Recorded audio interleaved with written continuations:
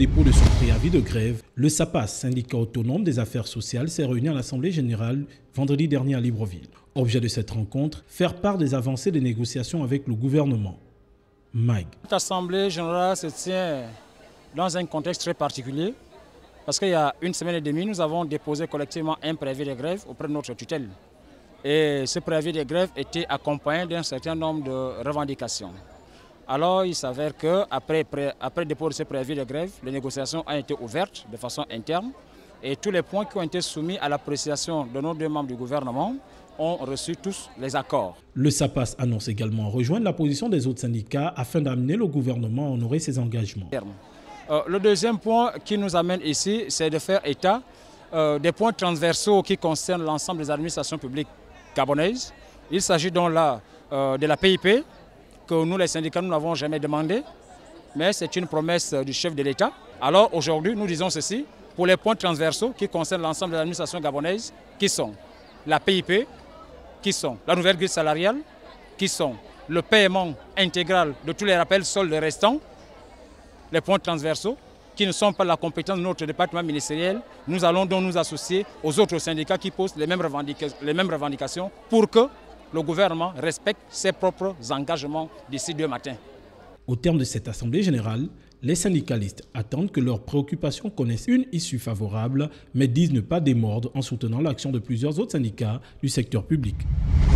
Invité d'honneur à la 3e édition du New York Forum Africa, l'ancien ministre de la Culture, auteur, compositeur et musicien sénégalais, s'est érigé en grand défenseur des cultures africaines. Il fait de la promotion culturelle son cheval de bataille. Je voudrais vraiment féliciter les jeunes Africains, les Africains qui se donnent aujourd'hui et qui font que partout on lit, on entend, on voit que l'Afrique, on parle de l'Afrique. Et si cela est vrai aujourd'hui, c'est parce que des gens se sont engagés, des jeunes se sont engagés, des gens se sont engagés pour qu'on parle en fait de l'Afrique et que le débat ne soit pas pour le futur, mais pour maintenant. Youssou N'Dour a, lors de son intervention, évoqué l'importance de l'éducation et celle de la formation. Pour lui, l'Afrique doit davantage investir sur la jeunesse et créer des emplois. Nous avons à faire beaucoup de ce que j'appelle la formation. Et c'est là où on peut quand même beaucoup investir autour de la formation pour arriver à ce que les gens qui gagnent leur vie. Je pense qu'à partir du moment où ces artistes sont des entreprises autour d'eux, ils créent des emplois. Je suis l'exemple aujourd'hui. Pour Youssou N'Dour, l'Afrique c'est maintenant. Il faut éviter de la mettre au futur, a-t-il vertement martelé devant le public en général venu nombreux, et la jeunesse africaine en particulier sur qui repose l'espoir du continent. Comment transformer le continent noir? Telle sera la principale question à laquelle tenteront de répondre les différents invités mobilisés pour ces importantes assises. La jeunesse africaine, il faut le noter, était au centre des préoccupations à l'ouverture de cette 3e édition du New York Forum Africa. Après plusieurs heures d'intenses et riches échanges sur cette question, on peut dire qu'il s'y dégage un consensus largement partagé par les différents intervenants, parmi lesquels on pouvait compter des chefs d'État africains et latino-américains. Tous se sont accordés à dire que l'Afrique doit impérativement investir sur son capital humain si elle escompte atteindre ses objectifs de développement. Une vision dont le chef de l'État gabonais a voulu se faire le défenseur. Ce dernier a, au cours de son intervention, souligné la nécessité pour les Africains de changer de mentalité afin d'être en phase avec les exigences du développement du continent. Le chef de l'État rwandais a, quant à lui, mis l'accent sur la santé des jeunes.